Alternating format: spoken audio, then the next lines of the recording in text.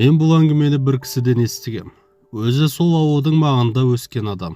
Айтуынша ол ауыл аса үлкен емес еді, бірақ тым кішкентай да емес, орташа ғана ауыл болатын.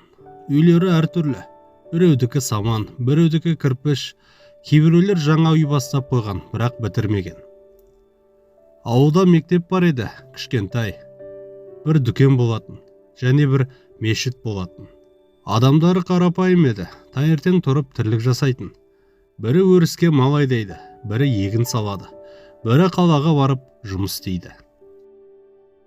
Ауылдың қасында өзен бар еді, жұрт оны өзен деп қана атайтын. Аты бар ма жоқ па ешкім білмейді. Себебі ол өзен сол жерде ата-бабадан бері ағып жатқан.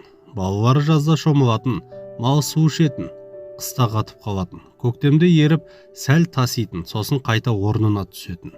Сондықтан ешкім ол өзеннен қорықпайтын. Қыс келді. Ол жол әдеттегіден суық болды, қар көп жауды. Ауылдың үлкендері биыл қар қалың болады деп айтып жүрді. Бірақ ол сөз жыл сайын айтылады ғой, сондықтан жұрт аса мән бермейді. Көктемге қарай күн жылына бастады, қар бірден еріді.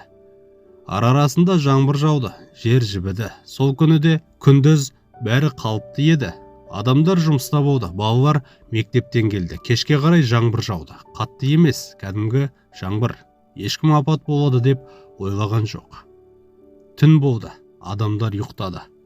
Түн ортасында бір үйдің иесі оянып кетті. Сыртта біртүрлі дыбыс естілген. Терезеден қараса, ауланы су басып жатыр екен.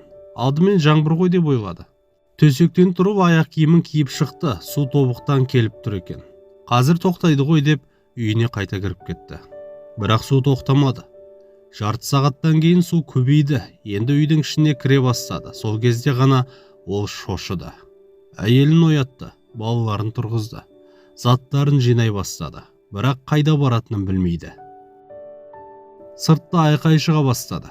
Көрші үйлерден адамдар шығып жатыр екен. Біреу су басып жатыр деп айқайлады.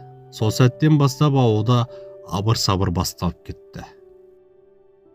Кім не істеп жатқанын өзі де түсінбеді. Біреу балаларын көтеріп алып қашып бара жатыр. Біреу қарт анасын сүйреп келеді. Біреу малдарын айдап бара жатыр. Су минут сайын көтеріліп отырды.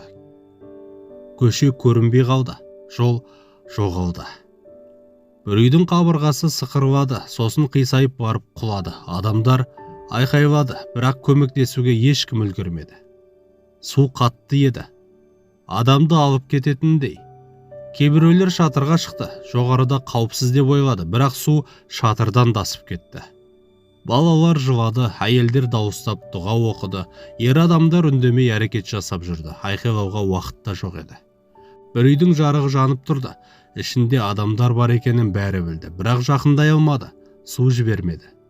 Түн ұзақ болды, су ешкімді аямайтын сияқты көрінді. Таңға жақын су баяулады, күн шықты. Күн шыққанда жұрт көрді, ауыл жоқ еді. Үй жоқ, көше жоқ. Кеше ғана тіршілігі қайнап жатқан жер лай мен суға айналды. Адамдар бір-бірін іздей бастады, пәленше қайда, түгенше көрінбейді деп. Кейіннен көмек келді, техника келді, адамдар келді, бірақ бәрі кешеді. Ол ауыл қайта қалпына келмеді. Адамдар басқа жаққа көшті. Біреулер жақындарының қабірінде таба алмады. Қазір ол жерде ештеңе жоқ, жай ғана бос жер. Бір кезде ауыл болғанын сол жақтың адамдары ғана біледі. Сондықтан бұл әңгімені айтып отырмын. Бұл бір ауылдың әңгімесі. Адамдармен бірге суға кеткен ауыл.